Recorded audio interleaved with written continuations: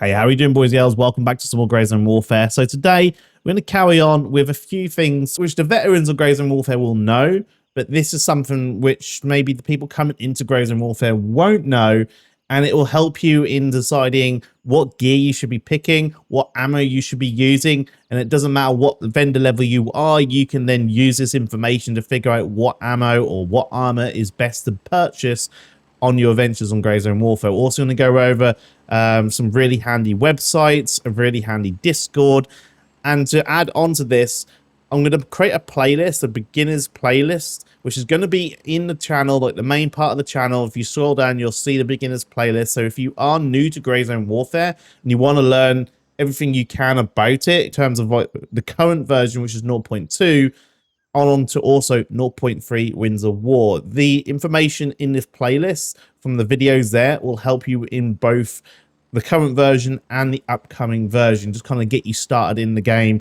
learning the kind of fundamentals, the things you should be doing, how to play, how to not get killed by AI. There's going to be a load of useful videos there. So check that out. That will be also in the pinned comment down below, along with all the links we're going to be talking about in this video. So here on screen, we've got a load of examples of armor. What armor should you go for? What should you be looking at, depending on whatever vendor you have unlocked so far, and also what you find in the game. So the armor is based on the NIJ protection level. This is for US, and that is what they're using in terms of rating the armor in Grey Zone Warfare. Now we've got a load of different examples here. Now on the left-hand side, these three here are plate carriers. And they also have a container size. I mean, they can hold your ammo and your magazines, grenades, for example, anything you want. And then the vests, they don't have any container size. They don't hold anything. They just only protect you. Okay, so if you wear a vest, you will then have to bring yourself a tactical rig. Okay, so just something to take in mind when it comes to also choosing the armor. So just also look at the vest, or if it's a plate carrier. Then when it comes to just protection level, we've got the protection levels here. What is the worst over towards what is the best? Hopefully maybe 0.3, because there is the level 4 traders coming for all vendors. Maybe we'll see a type 4. You never know. But at the minute, starting from the worst, you have the type 3A. Then you have the type 3A plus, type 3, and then type 3 plus, which is the best, okay? So that's going to be, if you're wanting the best, you are going to be looking for the 3 plus armor, and they are currently at the level 3 vendor handshake, and you can get yourself this one here, which is called the Recon Plate Carrier. Now, this will protect your front and back. It doesn't protect your side. This is what these little icons here mean. Front, back, and side. So these are things you also need to consider when you're choosing your armor, okay? You may look at this one and think, you know, this one's a level 3, which is pretty good, but it's only going to really protect your front. So if you get shot from the side or behind, it's not going to have any protection. You're just going to, you know, you're just going to take the full blunt of that bullet and most probably die. So you got to just consider that when you pick in this armor. Now, if you're against AI and you're doing well at clearing your angles, you use cover. You know, we were talking about this in the previous video about how you should be using cover, where we didn't even go in with any armor. Then just having front most of the time can be pretty good. And there's a vest, which you can get from a lot of AI, which is 3 plus, which is the best rating, and it only protects your front. Okay, so if you are very confident and you know that people are not going to be shooting you from the sides or behind, you can just go with the front. A lot of times, though, the best normally, if you have it or if you find it in-game, is the plate carriers. There's 2 different versions of this, and I can show you them. So you've got the Recon plate here, which has got front and back coverage. But if you do get shot on the side, won't matter. You will still take the full blunt of it, and it is 3 plus. This has a container size of 9, and the weight is 5.6, okay? Now, there is another one I can show you. So we've also got the M2 plate carrier, which again is a 3 plus. It has the front and back that protects you, and it has a higher container size, but it is a lot more heavier. In fact, I prefer using the other one. The fact that you do lose 2 slots, but it's half the weight. Okay, so just something also to take in mind is weight will weigh you down. And when it comes to looting, you're going to be becoming heavier faster. So that's also something to take in mind. There's quite a little bit to take in mind, but just as long as you know and you're aware that you're looking at things like how much they weigh, what they're actually covering, and also the protection level, then you've got yourself. Then you're going to understand what you need to look for, depending on whatever vendor you have or whatever you find in the game. As long as you have that in your mind when you're going through your vendors, you think, oh, yep, I'll go with that one. That seems to be the best. Hope that helps in terms of the armor. Let's now move on to the ammo.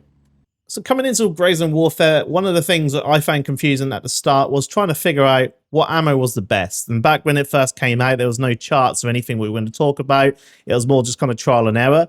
But we're going to talk about a few things which you can kind of do to figure it out. So firstly, Gunny, Artisan, Turncoat, and Banshee are all going to have ammo available.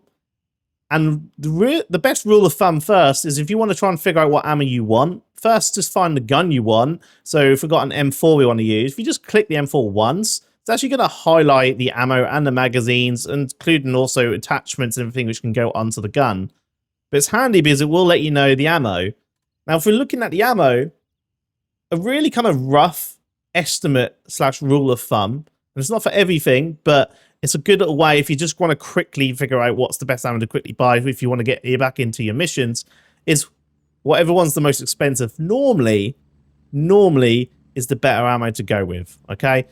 That's a good one rule of thumb to start off with, at least if you don't want to quickly look at the actual chart. So at the minute, for the M4, the M855 or the M856 is going to be the best ammo you could buy currently for my M4. Now, how do you complete, if you want to look at a chart, let's now look at this chart. This is really, really handy.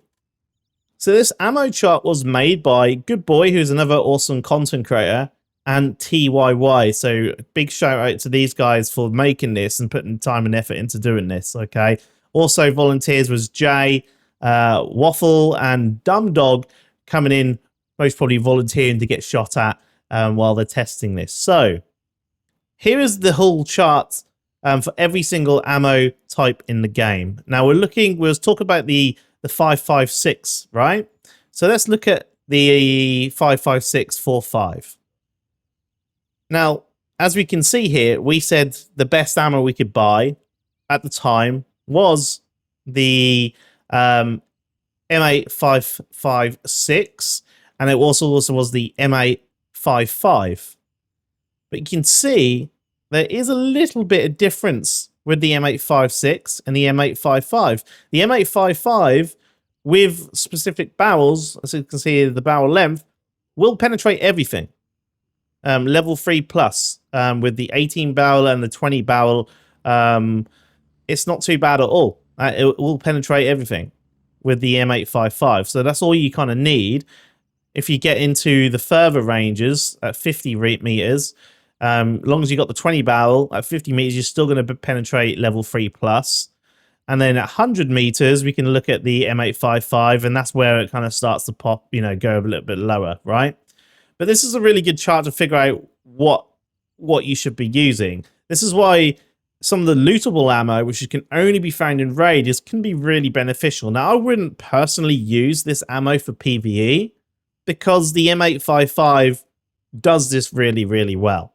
But if you find this in raid and you haven't got access to level 3 yet, you could use this to take on some of the higher tier areas, maybe farm up some ammo, because a lot of the high tier AI use M855 ammo, for example, for the M4 variant. So something just to take note. This is the best way of figuring out what ammo you should be using to penetrate the armor we was talking about previously. All right, so I'm going to link this chart in the pinned comment down below with a lot of useful links. The chart, the other website we're going to talk about, along with Good Boy's channel.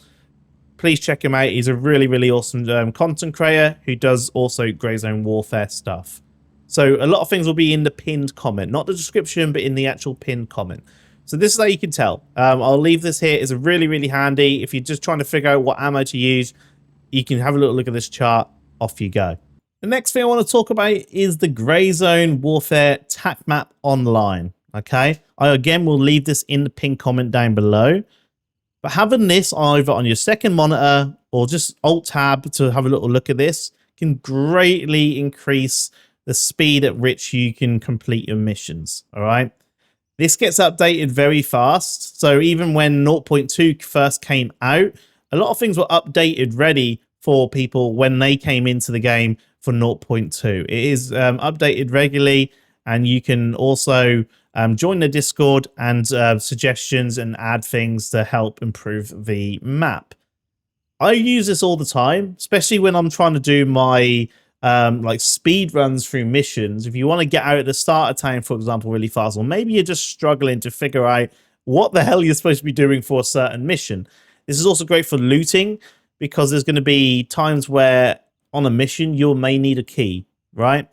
This, you can highlight a load of things. You can highlight landing zones, which we always have. These are the things I like to have always ticked: on landing zones, key spawns, leader/boss, because if you're doing the missions, you need to know where the leaders are. Some missions require that.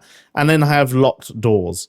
You can obviously tick a lot more things. If you're going for a loot run, you could go over here and tick all these, and it'll show you where all these different type of things are in the POIs you're going to. So just for example, if we scroll down here, there is a mission where you need to get into the HP bunker. It's a locked place, and you need the key for it. Now, you can find the key sometimes on AI and look around, and every single time you kill AI, sometimes there's a chance for them to spawn a key. But if you look here, we've got key spawns. One of them is the HP bunker key, and you can find them over on this area. If you click on them, it'll bring up a nice little picture, which you can click on again, and it'll show you where exactly it is. So this is on the cabinet when you come into the door here, into this room. Just look out for that. Have a look in this area. Can you see that key? It's not always going to be there, but it can be there, and it's always worth checking when you come here. So there's 2 key spawns for the bunker key in the same building when you come in here. So when you're doing your farming and you're looking for keys, definitely come here, check this place out, because you can find yourself the bunker key ready for that mission. So it can give you some really little handy indicators of what you should be looking for when you go into a POI. Here's where the boss is, and that'll kind of show you a picture of how he looks like, kind of what his inventory is too. So it'll kind of let you know information on certain things. Now, if you're wanting to do a mission, if you go over to the second little drop down bit here, it'll tell you which faction to choose. So I'm with Mithras. We're going to go here, and you can see there's a list of missions. Now you can search for the missions, or you can just kind of click on them. So if you search for them, it'll come up with the one you're searching for. But if you just click on one, for example, Artisans list, it has 2 steps, and it highlights those 2 steps over here at Tiger Bay. If we scroll in, and it'll then let you know what you need to do. If you click on it, it'll then show you where that is. And if we click on this one, it'll also show you where that one is. So really, really handy, again, for completing missions. There's some really hard missions, not in terms of like difficulty in AI or anything, but finding them can be an absolute chore. I can remember spending around 2 hours trying to find a helicopter, which was over here. It didn't have a really good description in the actual mission. We were all looking around this area, and it ended up being way out in here. And the only reason we managed to find it was to do with this TacMap. So just something to take in mind. Really awesome utility that you can use in Grey Zone Warfare if you're just trying to get through your missions. These will be updated, obviously, with all the cops when they get added in 0.3. Any other new POIs and things which get added, this should all be updated in this Grey Zone Warfare tab. So to have this added to your favorites, definitely something you should consider keeping. So last but not least, another worthy mention is the Grey Zone Warfare Trading Post. This is a really awesome Discord, which I did use a hell of a lot back in 0.1, where keys were so hard to find. But there's still some really cool things you can do and trade in this Discord. Now, everything you use in here is in-game money, which you've been looting yourself and making money yourself in-game, and also trading other things you find in-game for other people which may not have that. So if you scroll down, you have like the kind of normal stuff like Grey Zone Warfare News is taken from the official Discord. You got a little bit of a community section, but the part we would want to talk about is the trading post. So you select the faction of your choice, whichever you are. I'm going to go with Mithras because I'm Mithras. And you can see here there's a load of things going. People looking to trade, people looking to buy.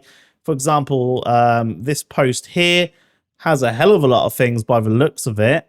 He's selling lootable ammo. So this is the ammo you can't buy from traders. He's selling that. This is the best ammo in the game. I would only use it most probably for PvP. But if you want the best ammo and you're PvPing, this would be the way to go. It'll save you going around trying to loot it and find it, especially if it's taking a little while. You got gear, guns, like the parts for the guns, actual guns themselves, meds, and keys. So if you're looking for a specific key, maybe you've been looting for a very, very long time and you need a mission key and you just can't find it, these trading post places can have these here. There is people who offer just opening up doors, right? So even if you don't need the key or you're not too fussed about having it, maybe you can just post in here, say, want to buy someone opening door, right? If someone has the key and they see it, you know, you give them a little money, they open the door up. So it's just a really cool way of,